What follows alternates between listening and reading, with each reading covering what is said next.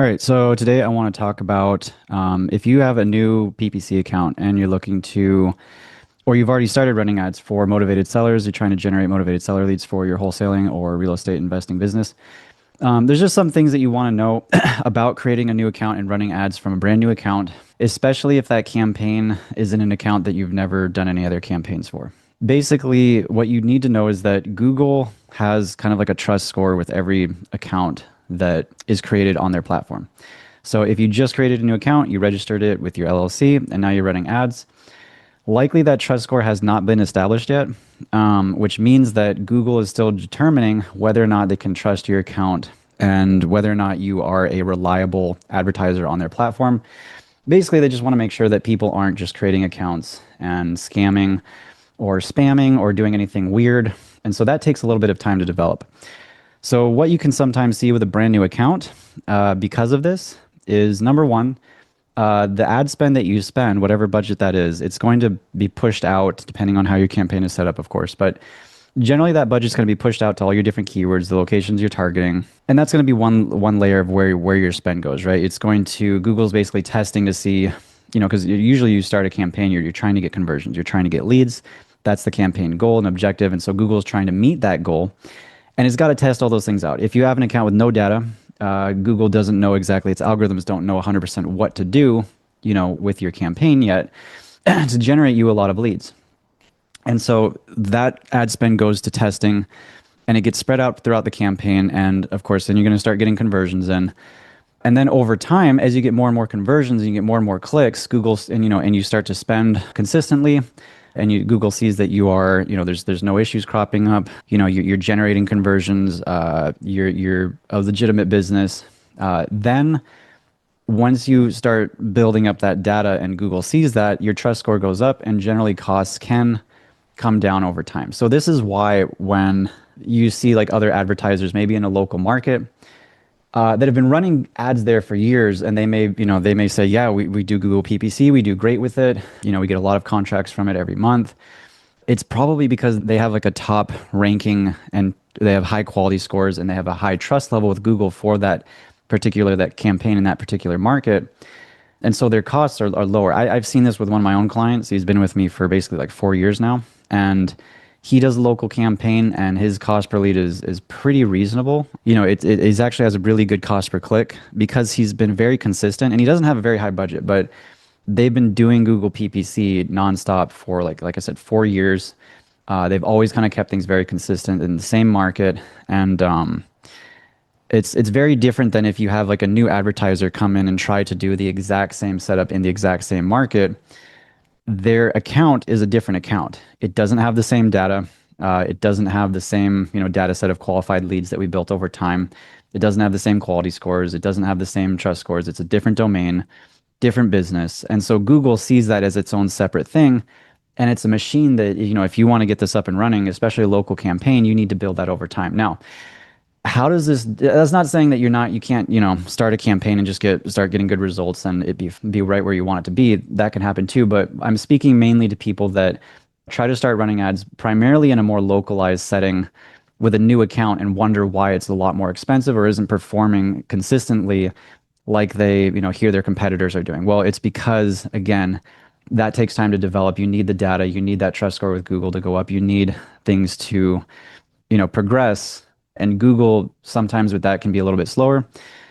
Sometimes, it doesn't matter, but I've seen that occur. And so it can cause some confusion if you're not aware of that and you don't understand quite why that's happening. Because it's not, some people kind of, I think, come into Google expecting like, if we basically just do what other people are doing with our brand new account, we should get the same results that they're getting. And that's not the case because their data set's completely different. The length of time, the amount of iterations on their account history, the kind of like their domain and how their ads are doing quality score wise, like all of that is very specific to their account, and it has an established history which you just haven't built yet. That being said, how can you mitigate this? Well, an obvious answer is to target a lot wider, because what I see with clients that do kind of semi-nationwide campaigns, they target really wide, but selectively, right? They're selecting 400 counties or so, 300, 400 counties across the US, very selectively where they want to be. you can even be 150 counties, whatever it is. They have a lot more they have a lot more search volume. They're a lot more diversified. And those campaigns I generally see perform very consistently, and they don't usually require as long to start generating consistent quality leads, whereas a more local campaign is going to take longer. And this is primarily because when you target wider, it brings your cost down. I've said this in a lot of my other videos, but I will repeat it again here. Basically, when you target very locally and you target only several locations, your auctions are going to be thinner, meaning there's less search volume coming from that particular area. There are less sellers within that couple counties or cities or whatever you're doing. They're actually people you want to show your ads to, and so you have to therefore bid higher because there's less opportunities available in that pool of people bidding. So you have to bid higher per click to get those clicks, which leads to higher cost per lead, which leads to less leads per month, which basically means your lead flow is not as consistent and you get less data for the algorithm or whoever's managing the account as well to optimize with on a weekly or monthly basis. And so that makes the development of that data over time take a lot longer. It makes it slower. Whereas if you target a lot of locations, now your cost per click drops. You get more leads in for your money. You get a lot more data much more fast, and Google's trust score jumps with you a lot higher more quickly. And it just makes everything go a lot smoother. And so you can generally, if you're running a really wide targeted campaign, you can what I see is very consistent results from campaigns like that, whereas local campaigns really going to depend on the particular location and setup and account history and stuff. If it's a localized campaign, it's going to depend much more on that, and it's a lot harder to give kind of expectations on, okay, this is what we think our cost per lead is going to be, or the quality. It becomes more of something you have to build over time and watch it as it goes, and actually test it out. Whereas a wider targeted campaign it's a little easier to set expectations, say, okay, based on, having done this a bunch of times consistently, these are what these campaigns generally look like. This is kind of the cost per lead, and so my recommendation to people is always kind of, if you can, even like if you want to do a localized campaign, you have a brand new account, try to do statewide at first. Maybe instead of just targeting just a local area, try to branch it out statewide, get your lead flow going, and then start narrowing in over time. Then you can try to qualify more. Then you can try to remove some areas depending on what you're seeing. But you need those conversions so Google can trust your account and say, okay, this is an actual advertiser. They're spending properly on our platform. They're getting conversions. We're not seeing any issues.